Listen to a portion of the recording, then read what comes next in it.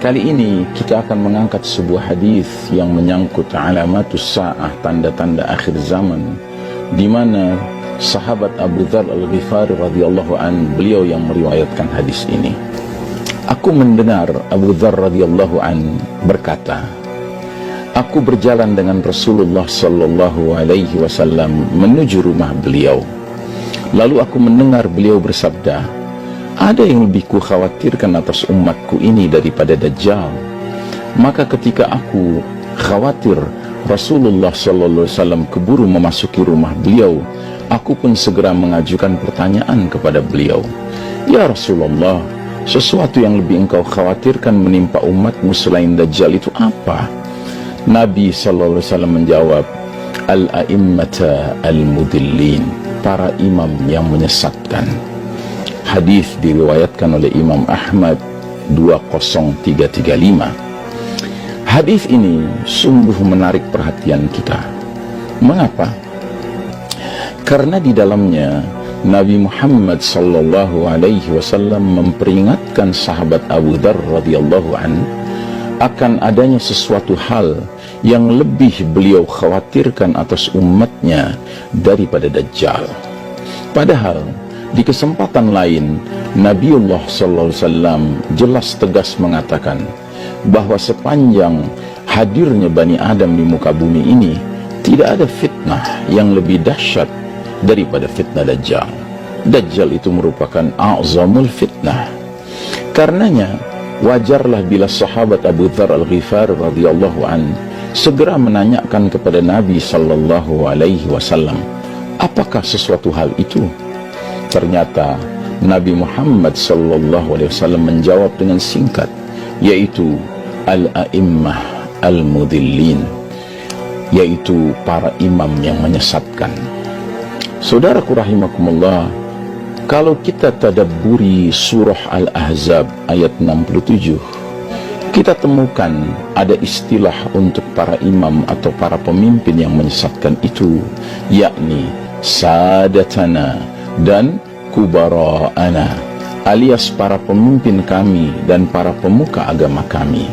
Lengkapnya Allah Ta'ala berfirman, ba'da a'udzubillahi minasyaitonir rajim, wa qalu rabbana inna ata'na sadatana wa kubara'ana fa'adalluna sabila.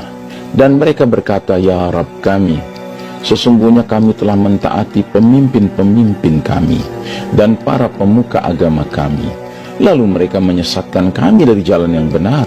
Surah Al-Ahzab ayat 67. Jadi, ada dua kelompok manusia di akhir zaman yang seringkali berperan sebagai para imam yang menyesatkan, para pemimpin yang menyesatkan. Merekalah para pemimpin sosial politik ekonomi di tengah masyarakat dan juga para pemuka agama di tengah masyarakat. Merekalah pemegang otoritas kekuasaan di bidang urusan keduniaan dan juga urusan keagamaan. Jika kedua kelompok manusia itu tidak berperan berdasarkan petunjuk Allah dan Rasulnya alias Al-Quran dan Sunnah, berarti sesatlah mereka. Dan berhubung mereka adalah panutan masyarakat, maka mereka menjadi tidak saja sesat, tetapi juga menyesatkan. Sesat menyesatkan. Na'udzubillahi min dzalik. Hal ini diutarakan di dalam firman Allah Ta'ala berikut ini, wa barazu lillahi jami'an faqala ad-du'afa'u lilladhina istakbaru inna kunna lakum taba'an fahal antum maghnuna anna min 'adzabillahi min syai' qalu law hadana Allahu lahadainakum sawa'un 'alaina ajazna am sabarna ma lana min mahis. Dan mereka semuanya di padang mahsyar akan berkumpul menghadap kehadirat Allah Ta'ala. Lalu berkatalah orang-orang yang lemah kepada orang-orang yang sombong, sesungguhnya kami dahulu sewaktu di dunia adalah pengikut-pengikutmu, maka dapatkah kalian menghindarkan daripada kami azab Allah walaupun sedikit saja?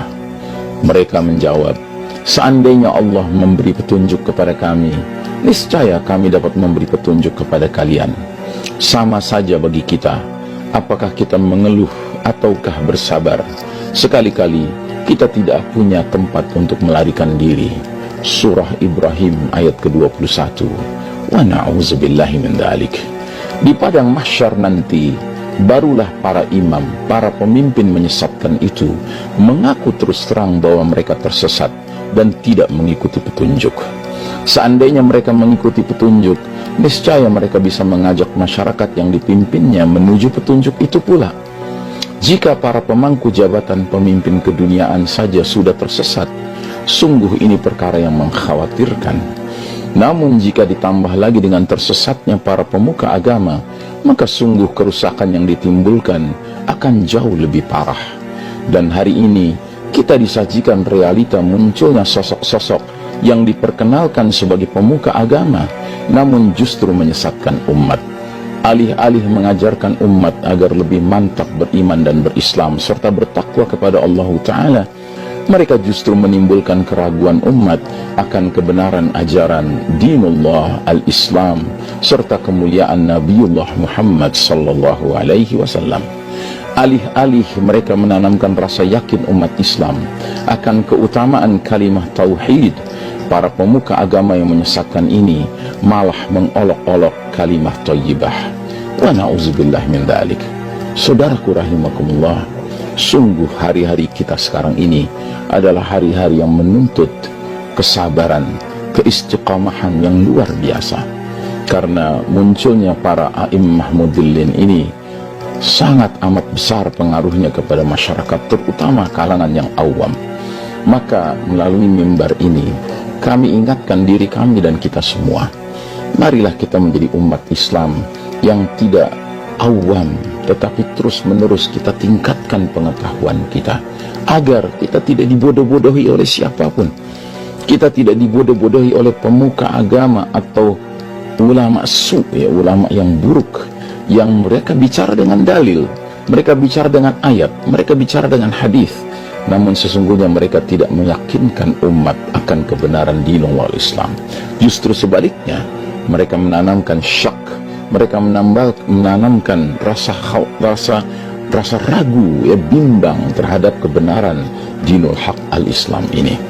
Bayangkan, ada orang yang dikenal sebagai ulama, ustadz, bahkan profesor gelarnya, yang mengatakan bahwa kafir itu bukan ghairul muslimin, bukan di luar Islam, di luar kaum muslimin, tetapi kafir itu adalah begini, begitu, dan begini, dan begitu, yang jelas bukan definisi dalam Islam.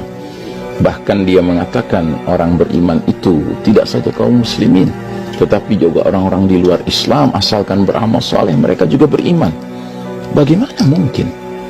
Bahkan mereka mengatakan bahwa klaim surga tidak boleh dimiliki oleh kaum muslimin.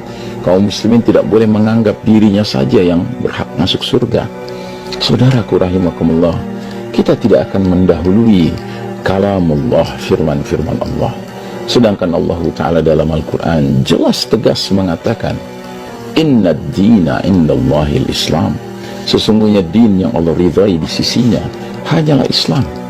Bagaimana mungkin Allah Ta'ala al-alimul khabir, yang maha tahu dan maha teliti pengetahuannya, akan mengutarakan sesuatu yang kemudian dibantah oleh manusia yang diciptakannya, manusia yang begini bodoh, jahulan, zaluman, jahulan, manusia yang sangat zalim dan sangat bodoh ini berani-beraninya mengatakan hal yang selain daripada itu.